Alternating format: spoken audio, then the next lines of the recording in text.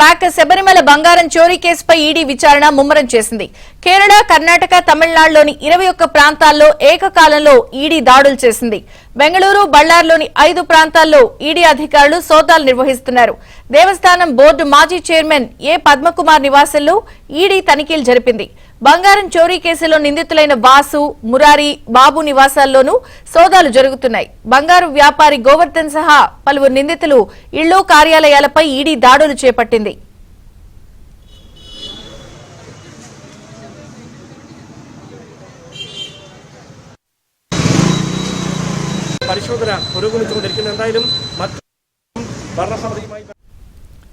శబరిమల బంగారం చోరీ కేసుపై ఈడీ విచారణ ముమ్మరం చేసింది. పూర్తి అప్డేట్స్ రుత్విక్ అందిస్తారు. రుత్విక్, విజయచంద్ర ఈ శబరిమల బంగారం కేసులో విచారణ కొనసాగుతుంది. డిసెంబర్ వరకు సిట్ దీని మీద విచారణ జరుపుగా ఆ తర్వాత దీన్ని ఈడీకి కేసును బదిలీ చేశారు. ప్రస్తుతం దీని మీద ఈడీ కూడా విచారణ చేస్తుంది. ఇప్పటి వరకు ఈ కేసులో 9 మంది మాజీ ట్రావెన్కోర్ బోర్డు చైర్మన్ తో పాటు మాజీ చైర్మన్ తో పాటు ఆలయ ప్రధాన అర్చకులు కూడా ఈ కేసులో అరెస్ట్ అయ్యారు. మొత్తం 9 మంది అరెస్ట్ అయ్యారు. ఈ అరెస్ట్ అయిన తర్వాత కూడా ఈడీ విచారణ అనేది కొనసాగుతుంది.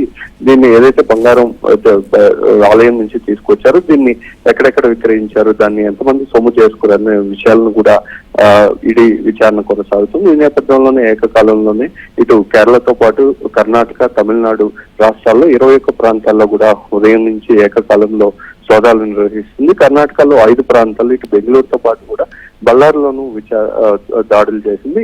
ఏదైతే నిందితులుగా ఉన్నారు ఈ నిందితుల ఇళ్ల మీద అట్లాగే కార్యాలయాల మీద కూడా దాడి చేసి విచారణ అనేది కొనసాగుతుంది. Vijay Chandrika. Okay Ritvik, thank you.